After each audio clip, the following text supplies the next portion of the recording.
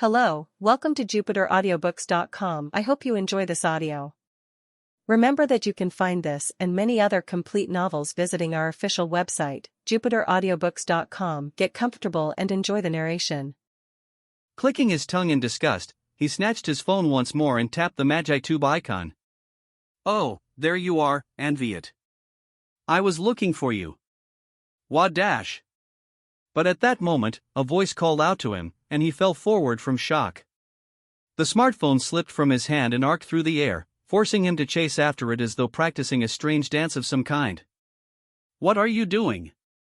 The person who had called out to him Irulka Flara watched through narrowed eyes. She clearly wasn't amused. Somehow, Anviat managed to catch the device just before it could hit the floor, then sharpening his gaze, he fixed Irulka in a glare. Shut up. What do you think you redoing, calling out to me like that? I wasn't trying to watch the live stream. I was just checking my schedule, you hear me? No one asked anything about that. NGH. Anviat grunted in frustration, before sitting up straight and turning to face his visitor. So what do you want, Irulka? He demanded. Oh, yes. She nodded, as though having forgotten her reason for reaching out to him. There's something I want you to do. Ha? And if I don't like it? He spat back with a venomous glower. Irulka, however, wore a quizzical look. Oh? Knowing you, I doubt that, she retorted, fixing him square in her sights. Judging by her tone, she seemed to honestly believe he couldn't possibly turn this request down. TCH. This was why he hated dealing with that moldy old mage.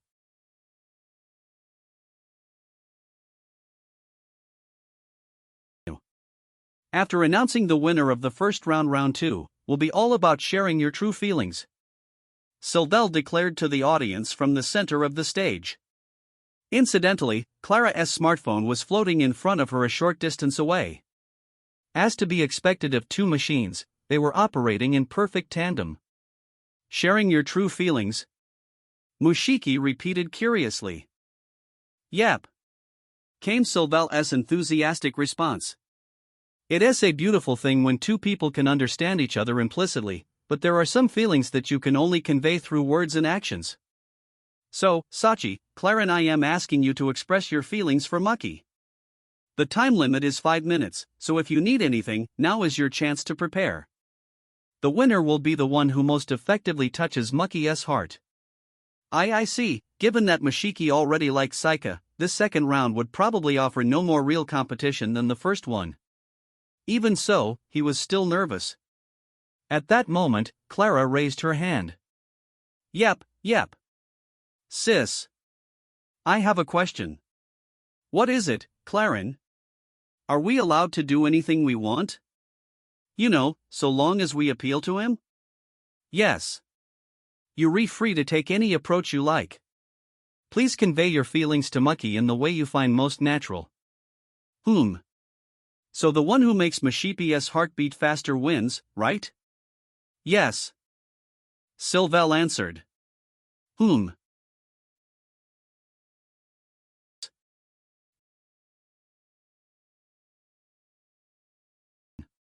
He couldn't pin down the precise cause, but something about her attitude struck him as dangerous. Sylvel, however, was either unaware of Clara's gesture just then or else chose to ignore it, and instead she clapped her hands together. Then, in perfect coordination, the kitchen set and food pantry on stage descended once more below the floor. Now, Sachi went first in the last round, so let us start with Clarin this time. Is there anything you need? Right. How about? After sinking deep into thought for a moment, Clara whispered something into Sylvel's ear. Though the AI was just a three-dimensional projection, there must have been microphones somewhere nearby to pick up what was said. Understood, she responded. I'll get everything ready. She snapped her fingers and a large three-seater sofa rose up from beneath the stage. How about this? Yep, it is perfect. Way to go, sis. He. Sylvel's cheeks turned bright red from the compliment, making her look kind of cute. Alright, Mushiki. Clara here is going to win your heart, so stand right over there, she said, pointing to the freshly delivered sofa. Though still concerned about what she might be planning, Mushiki made his way to the couch as instructed. The time limit is 5 minutes. Let us get started, Sylvelle announced as a buzzer rang out. A large countdown timer appeared on the overhead projection screen, slowly ticking down to 0. Yeah, let us do this. Clara approached, her face tinged slightly red. Hey, Mushiki. I know we just met, but Clara here really likes you, you know? She said flirtatiously. Whoa! Echoed countless grief-stricken voices in the audience. Oh my god. But Clara acted as though she couldn't hear those lamentations and did not shift her gaze once, as if there were no one else present but the two of them. She was clearly serious about this, which was quite out of character, given her usual frivolous personality. Her stare pierced him through, and he found himself catching his breath. I told you, didn't I? Clara here, well, I am the kind of person who goes all out.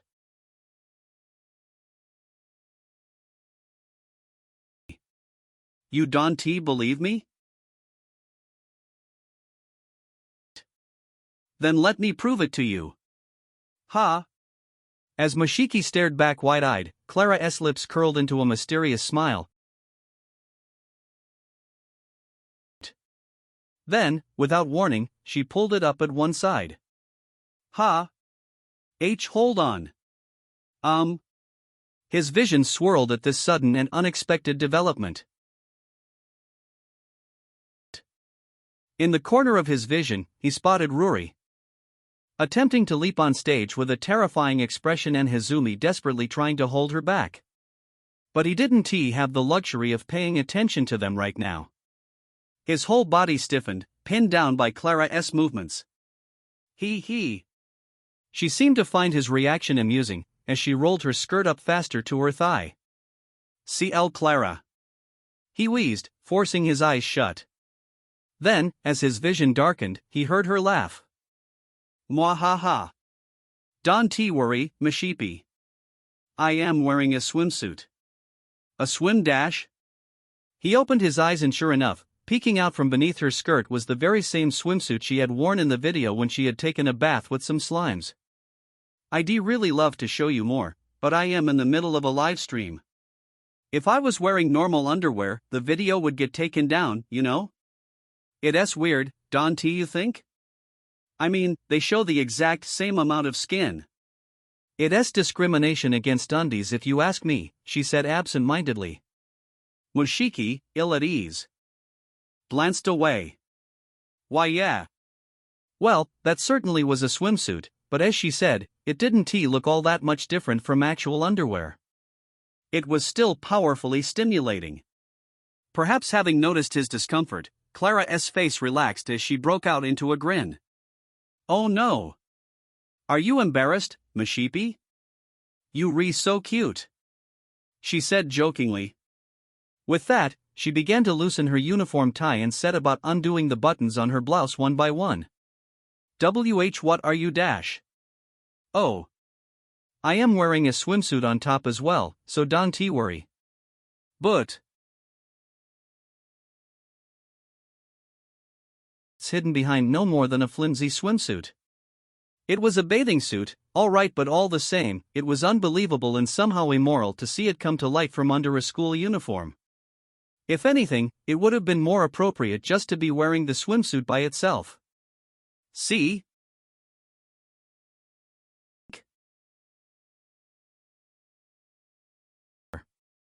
Without even realizing it, Mushiki took a half step back. Wah dash! Before he knew it, he stumbled over, landing flat on his butt with a soft plop. Yes, this was the sofa that Sylvelle had prepared just a moment earlier. Ah, perfect. I couldn't have hoped for a better position, Clara said. The sweet fragrance of her hair and skin as well as her faint breath seemed to caress his every pore. Mushiki found himself short of breath, his heart pounding in his chest. This was getting too dangerous. If he had been in his Saika mode, all this stimulation would have immediately triggered a state conversion back into his original form. Mushiki. If you choose me, I'll show you everything, you know.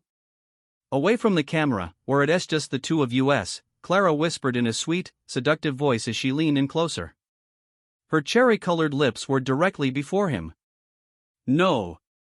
And no. We can tea.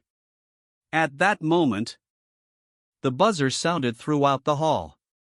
Her 5-minute allocation to appeal to his heart was up. And that's it. Clarin, you were so bold there. As your big sister, I think even I felt a slight thrill. Sylvelle said, twisting her body shyly as her cheeks turned red. With that, the audience let out their collective breath, as though only now remembering that this was all just a contest.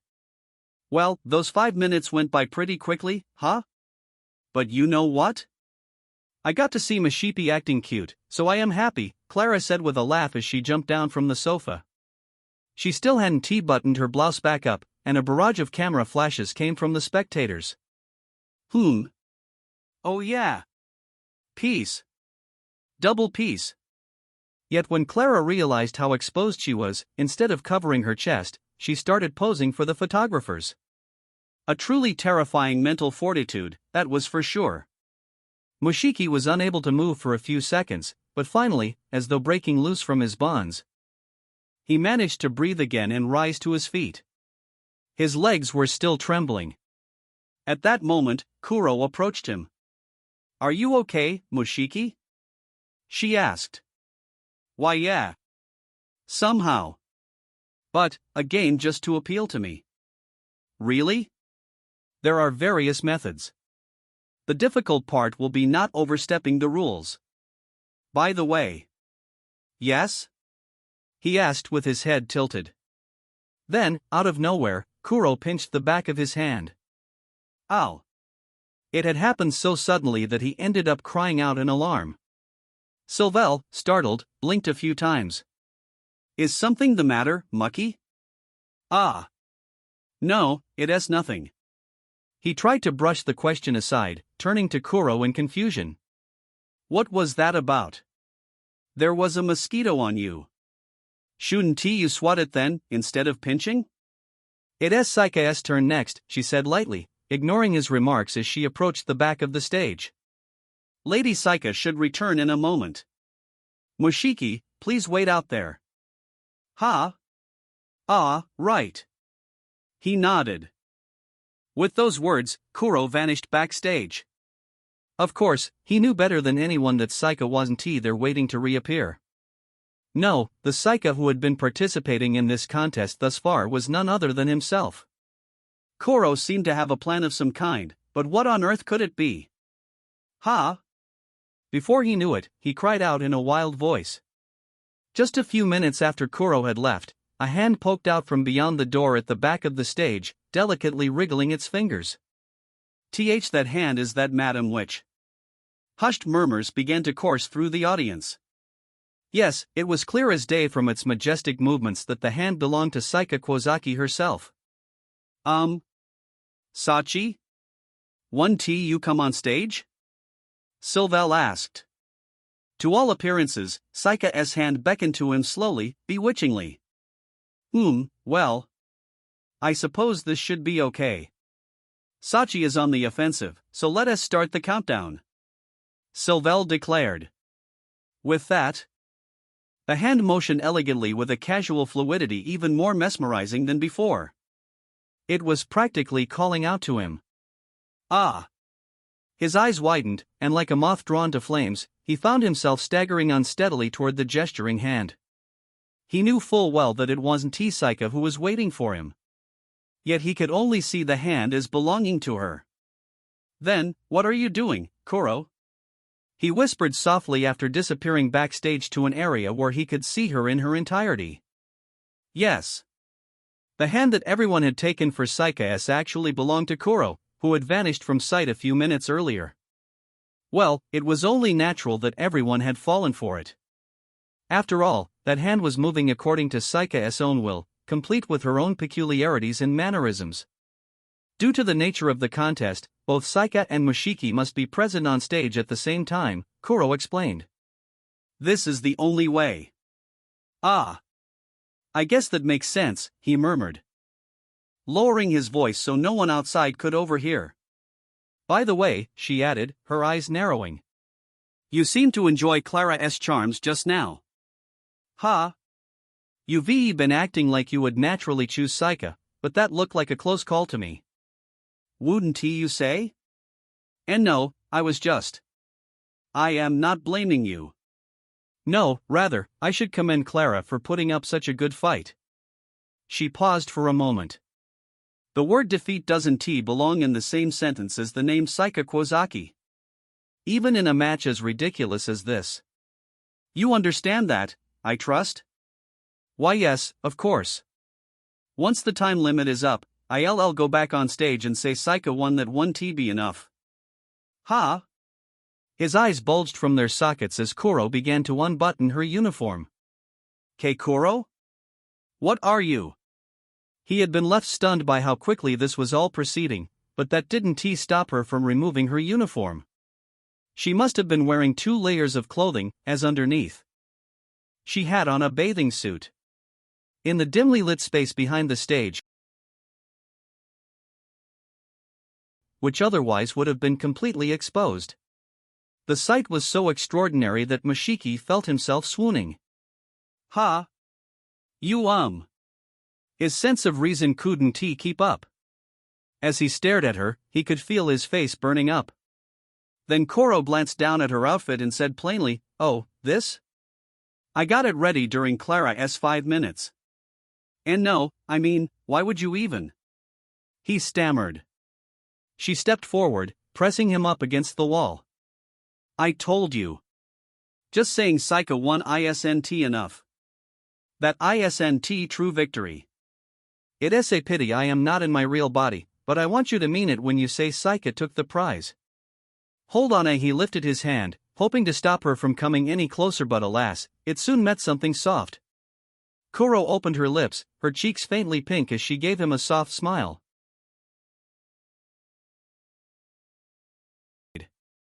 What's going on? That hand. Are you sure it was Madam Witch? Hizumi asked in confusion. Ruri, sitting beside her, stroked her chin as she narrowed her eyes and thought. Yes, there's no doubt about it. You could tell from her atmosphere. That was definitely Madam Witch, she said confidently. I see, Hizumi responded with trepidation. The students sitting around them nodded along, reassured by Ruri's strong conviction. If Fuyojo thinks so, it must have been her, their expressions all but declared. So Kuga was lured backstage by Madam Witch? Yes. Knowing Madam Witch, she must have had some profound reason, Ruri continued, when Mushiki cried out loud enough for everyone in the audience to clearly hear him. Ruri's eyes shot open at this unexpected reaction. It wasn't long before the buzzer sounded to announce the end of Saika's 5 minutes. And an exhausted-looking Mushiki staggered back on stage. Maki. Are you all right? What happened back there? 100%. Ha! Saika wins. 100%, he murmured before collapsing with an audible thud. Mushiki woke up with a start, suddenly lurching upright from the floor. It looked like he had lost consciousness for a moment. Glancing around, he recognized that he was on stage in the multipurpose hall. With that realization, it all came flooding back to him. He was supposed to be judging a competition between Saika and Clara. Are you okay, Maki? Sylvelle asked worriedly. He placed a hand on his forehead. I am all right, he answered. How long was I out for? Only around a minute. But we were worried. What happened? What happened? He suddenly frowned, his thoughts going in circles. He couldn't help but feel that something incredible had taken place, but he couldn't quite remember what. Ugh, my head. Oh. Don't overdo it, Maki. Anyway, you said the second round also goes to Sachi, right? Sylvelle asked, hurrying him along. Come to think of it, he did recall having declared Saika the winner. He gave a weak nod. In short, Saika had won 2 of the 3 rounds. In other words, she had won the match. But just as he was about to clench his fist in triumph, that SR Sachi. She has snatched victory yet again, winning another 2 points. But the match isn't over yet. The winner of the 3rd round will be awarded a full 100 points. Huh? Why? He stammered, taken aback by this nonsensical allocation of points. Sylvelle, however, tilted her head as though she didn't quite understand the question. Eh? Why what? No, it's just, Saika already won 2 out of 3. But he stopped himself there. Sylvelle's earlier explanation resounded in the back of his mind. Once we reach the end, the entrant with the most points will be declared the winner. Yes. She hadn't said that the winner would be whoever won the most rounds, nor did she actually specify how many points would be awarded each time. But that's not. Ha! He murmured, feeling threatened by this odd revelation. Phew! Clara, however, let out a sigh of relief. Ah, I totally thought I was done for. Lucky. I am gonna wager everything on the 3rd round. She declared to the audience as roaring cheers. It looked like there were a few individuals who felt uncomfortable with the dubious rules, but their misgivings were drowned out by the excitement of those around them. Mushiki glanced toward Koro, his gaze all but asking what he should do now. She looked away, letting out a weak sigh.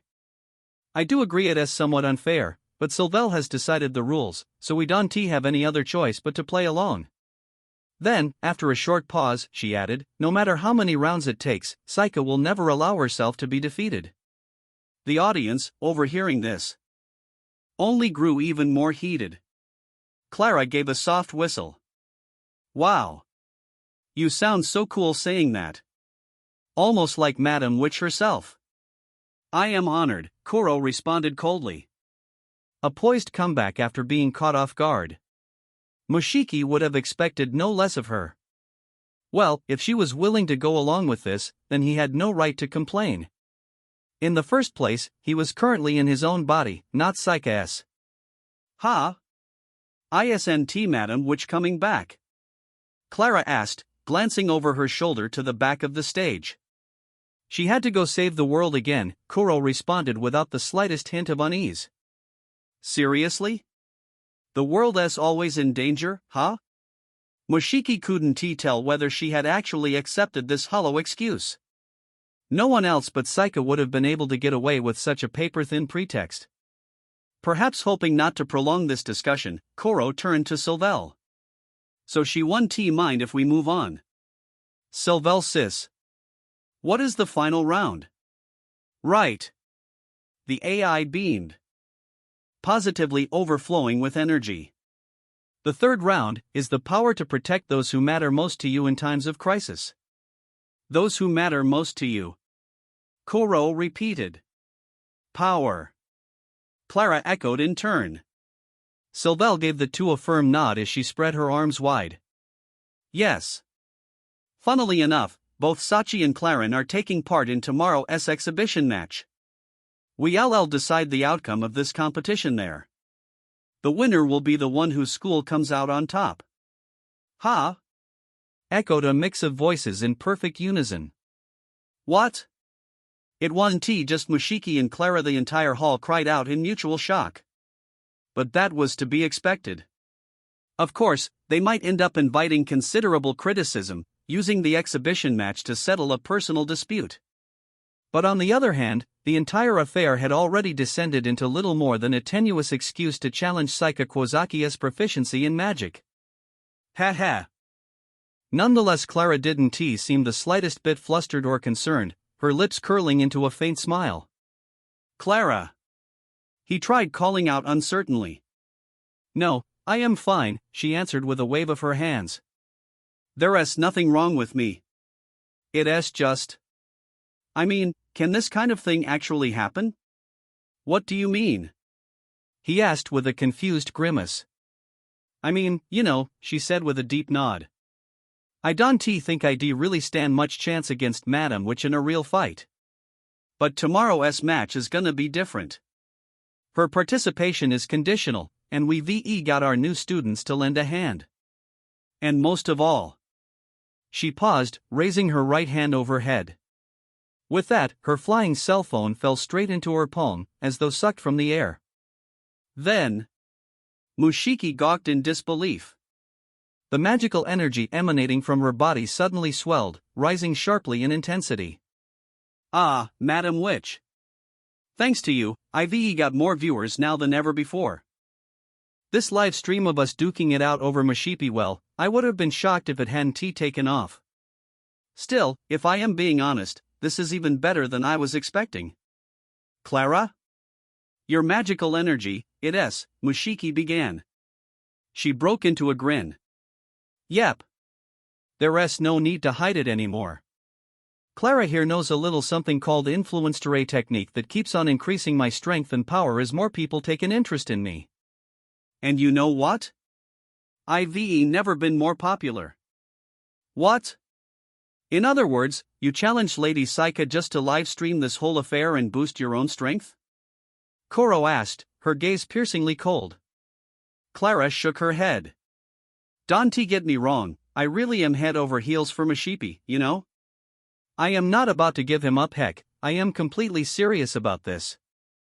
But you see, the thing is, I am still a student at the tower, right? What was the saying? If I can power up and beat the garden at the same time. It'll be killing two birds with one stone? Or is it running after two hares?